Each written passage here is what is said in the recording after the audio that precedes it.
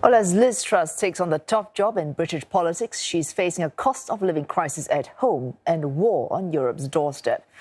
Charles Gibson visited Ms Truss's local constituency about 2 hours outside of London to find out how she got to 10 Downing Street. It's a Friday in this bustling town in the east of England, and that means it's market day. This is in fact Downham Market, right in the heart of Liz Truss's South West Norfolk constituency. Steve Moises, who runs the fruit and veg stall, says Truss used to stop by the market often before she was promoted to Foreign Secretary. He met her when she was campaigning against Brexit and doesn't have a problem with her sudden conversion to big Brexit supporter. Everybody's entitled to change their mind. I have done many times myself. Just down the road is Reed's home store with lines and lines of sofas, armchairs and other furniture for sale. Owner Jim Carlisle says the country is looking for a fresh start in the wake of the Partygate scandal. People want trust now. They want trust whoever comes into that job, and I think she could deliver that. And after former Prime Minister Boris Johnson's controversial and expensive renovation of 10 Downing Street, he's got a proposal for the new PM. We'd love to furnish number 10 if the opportunity arose, but hopefully not at wallpaper that's £500 a metre. Truss has been the local MP here for more than a decade. In the last general election in 2019, Liz Truss won this constituency with a majority of more than 26,000 votes. Of course, since then, the Conservatives have been hit by a string of scandals. So, if she wants to stay Prime Minister, she'll have to win back trust in cities and towns up and down the UK. Now she's Prime Minister, Truss will be spending even more of her time away from her constituency, in Westminster and on the international stage. Mr. Speaker, it's vital that we continue to back Ukraine. During the Conservative leadership contest, she's repeatedly talked about standing up to Russian President Vladimir Putin over the invasion of Ukraine. She's also pledged to raise defence spending to 3% of GDP by 2030 and to update the UK's national defence strategy with a focus on China and Russia.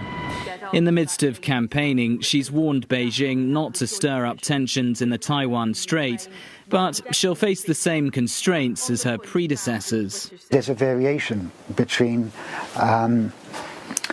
wanting to sound tough, wanting to promote democracy and human rights, but in terms of actual policy levers to do anything significant, we've seen obviously China's actions towards Hong Kong, which the agreement with the UK did nothing to sort of prevent. At home, Truss is facing soaring energy bills and wider inflation as strikes paralyse key services. She says she's ready to deliver a bold vision for the UK, but she'll have to get through a long, tough winter first. Giles Gibson, CNA, London. Tim Bale joins us live now from London for more on this. He is a professor of politics at the Queen Mary University of London. Professor Bale, the Prime Minister-elect faces one of the most difficult inheritances of any Prime Minister. She's got GDP falling in the UK, inflation is up, a cost of living crisis as well. In her speech earlier to the Conservative Party members, she said, we will deliver. But can she? What are her top priorities going to be? Well, the top priority this week will have to be to introduce some kind of package which will convince people that the government is going to help them out over the course of the autumn and the winter, when it looks as if energy bills will drive many people otherwise into poverty, into the choice between heating and eating, as some people put it. So that has to be the number one priority. She will also, I think, have to produce some kind of mini budget towards the end of the month in order to get the tax cuts, which she has promised as part of her overall economic approach, through. Then she's going to have to turn her attention, I think, pretty quickly to the state of the National Health Service, which is really creaking under the strain of the COVID backlog and also the huge shortages of staff, which is difficult to see her being able to do very much about in the short term, to be honest. So it's a massive in-tray. Those are only three of the domestic considerations. And then, of course, there is the diplomatic situation she has to worry about. She'll continue supporting Ukraine. She'll continue to take a fairly hard line on China.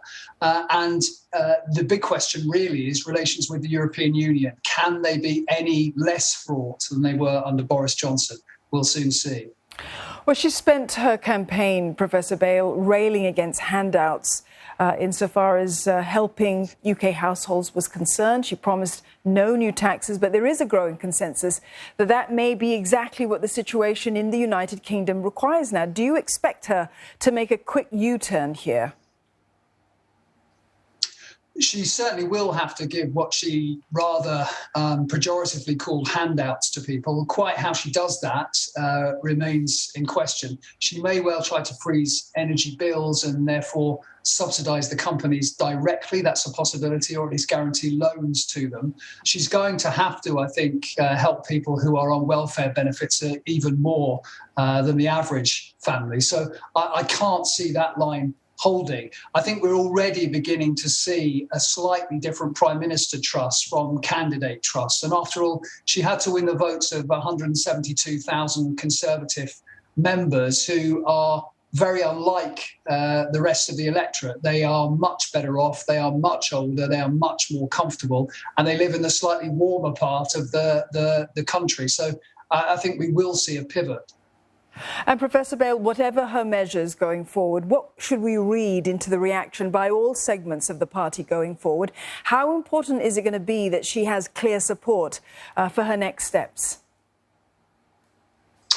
Well, given how things fell apart for Boris Johnson and indeed for his predecessor, Theresa May, we will expect, I think, a bit of a bumpy ride for Liz Truss. Although some people used to think that unity was the secret weapon of the Conservative Party, it certainly hasn't been in the last few years. It's important, perhaps, for viewers to recall that under a third of Conservative MPs voted for Liz Truss during the first stage of the leadership contest. So one of her first tasks will be to try and bring some of those people on board. Whether one of those people is Rishi Sunak, the candidate who stood and lost, is another matter. But I think she really will have to try and prioritise some kind of unity rather than necessarily simply bring in a cabinet of her ideological soulmates. She may have yet some mountains to climb. Professor Bale, thank you very much for that. Tim Bale there, Professor of Politics at the Queen Mary University of London.